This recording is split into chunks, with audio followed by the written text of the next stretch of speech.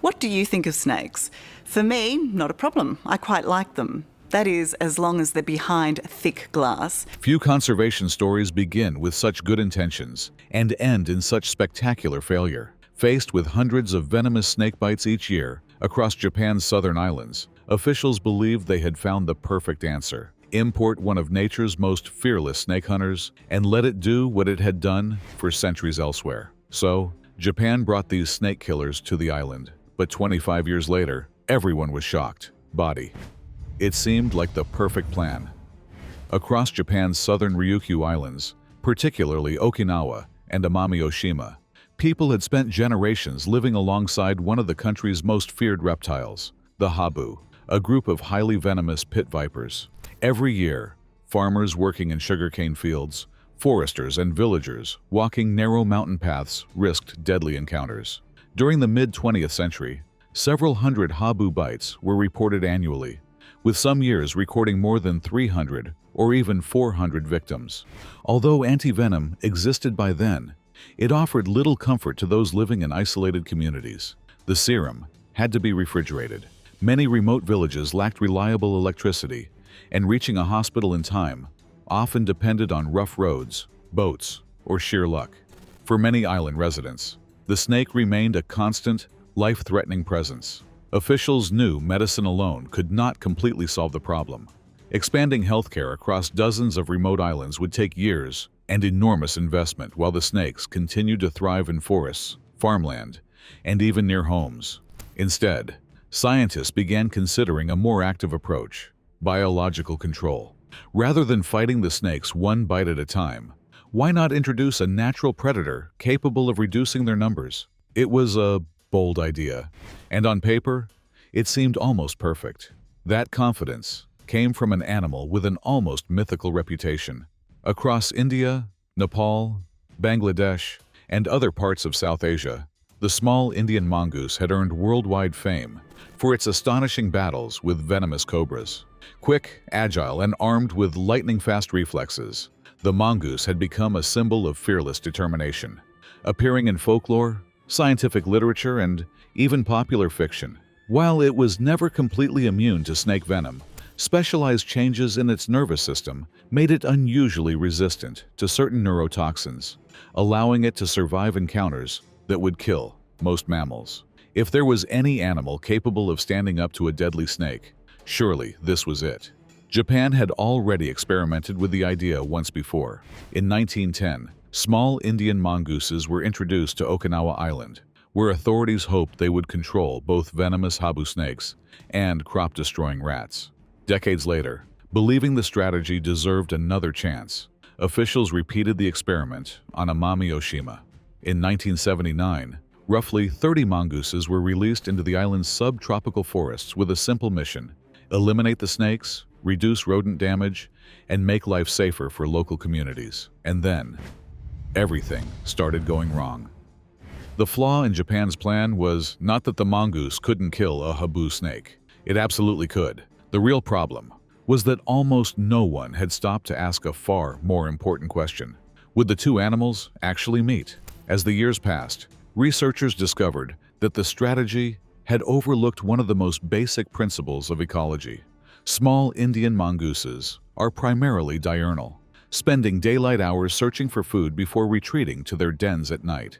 Habu snakes, by contrast, are overwhelmingly nocturnal, remaining hidden through much of the day before emerging after sunset to hunt rodents, birds, and other prey. The predator and its intended target were effectively working different shifts. The animal imported specifically to hunt the habu rarely encountered it in the wild. Nature quickly exposed another weakness in the plan. Hunting a venomous snake is dangerous, even for a mongoose. Faced with an island full of slower, defenseless animals, the newcomers simply took the easier option. Rather than chasing elusive habu snakes through dense forests, they began feeding on ground-nesting birds, frogs, lizards, insects, and small mammals that had evolved for thousands of years without a fast, intelligent mammalian predator. Instead of protecting the ecosystem, the mongooses had found an all-you-can-eat buffet among some of Japan's rarest wildlife. One of the species caught in the crosshairs was the Amami rabbit. found nowhere on Earth except Amami Oshima and nearby Tokunoshima. Often called a living fossil, the rabbit represents one of the world's most ancient surviving rabbit lineages, with characteristics that have changed little over millions of years. Slow-moving and active at night, it had evolved in an environment with virtually no native land predators capable of hunting it efficiently. Scientists also watched other endemic species come under pressure, including the Ryukyu long-furred rat, the Amami spiny rat, native frogs, reptiles, and several ground-dwelling birds. Species that had survived countless natural changes suddenly faced a predator they had never evolved to escape. Meanwhile, the invaders flourished. The enemy was no longer the snake. From the roughly 30 mongooses released in 1979, the population expanded rapidly, reaching an estimated 10,000 animals by around 2000. Their impact spread beyond forests into farms and villages, where they preyed on chickens, raided poultry enclosures, and occasionally damaged agricultural production while searching for food. By the early 1990s, the snakes were still there, but it was the mongooses that were leaving the deepest scars on Amami Oshima's ecosystem. What had begun as a public safety initiative was rapidly becoming a conservation emergency. In 1993, local authorities started organized mongoose capture efforts, marking a dramatic reversal in policy. Scientists soon set out to measure the true scale of the damage. Between 1996 and 1999, extensive ecological surveys compared areas with high mongoose densities against regions where the predators had yet to establish themselves. The findings were alarming. Populations of native mammals, amphibians, and ground-dwelling birds had declined sharply wherever mongooses had become abundant. Several endemic species became increasingly difficult to find. Based on these findings, Japan's Ministry of the Environment launched a full-scale eradication program in 2000, shifting the objective from controlling snakes to saving one of the country's richest island ecosystems. Eradicating a fast-breeding predator from an inhabited island, covering more than 700 square kilometers, proved vastly more difficult than introducing it. The campaign expanded year after year as researchers refined new techniques. Eventually, more than 30,000 specially designed traps were deployed across forests, valleys, and mountain slopes. Hundreds of camera traps monitored remote locations, allowing scientists to detect even a handful of surviving animals. Trap designs were continually improved to reduce accidental captures of native wildlife, while specially trained mongoose detection dogs searched areas where human observers struggled to locate the elusive predators.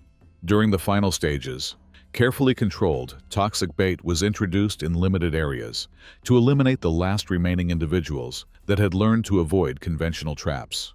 The operation became increasingly sophisticated. In 2005, authorities established the specialized Amami Mongoose Busters, a dedicated field team tasked exclusively with tracking and removing mongooses from the island. Working alongside government scientists, forestry workers, volunteers, and local residents, the team combed through dense subtropical forests for years, often pursuing only a handful of elusive survivors at a time. By the end of the campaign, more than 30,000 mongooses had been removed from Amami Oshima. What happened after the last mongoose disappeared? In April 2018, after years of searching through the dense subtropical forests of Amami Oshima, conservation workers captured what would become the last confirmed mongoose on the island. But no one was prepared to declare victory just yet. In invasive species management, assuming an animal is gone can be far more dangerous than proving it. One breeding pair left behind could undo decades of work. Instead of celebrating, scientists entered the most demanding phase of the project. For the next 6 years, teams continued monitoring Amami Oshima using hundreds of camera traps, specially trained detection dogs, tracking surveys, and thousands of trap inspections. Every suspected footprint, every possible sighting, and every unexplained disturbance had to be investigated. Yet, year after year, no confirmed evidence of surviving mongooses emerged. That conclusion was officially confirmed in September 2024, when Japan's Ministry of the Environment declared the mongoose eradicated. Scientists described the achievement as the first successful eradication of a long-established mongoose population from an inhabited island of this size, making it a landmark in the field of invasive species management. The accomplishment attracted international attention because few eradication campaigns against highly adaptable mammals have succeeded on large, populated islands. The achievement came as Amami Oshima gained global recognition for its unique wildlife. In 2021, it became part of a UNESCO World Heritage Site, celebrated for its exceptional biodiversity. Protecting rare native species remains a conservation priority, while the successful mongoose eradication program now serves as a model for invasive species control efforts in Japan and other parts of the world. Well, that's it for now. Thanks for watching. Did you like this video? If you did, please consider liking, dropping a comment, and hitting the subscribe button so that you don't miss out on our new uploads. Also, don't miss this video you see on your screen right now. It's truly unbelievable.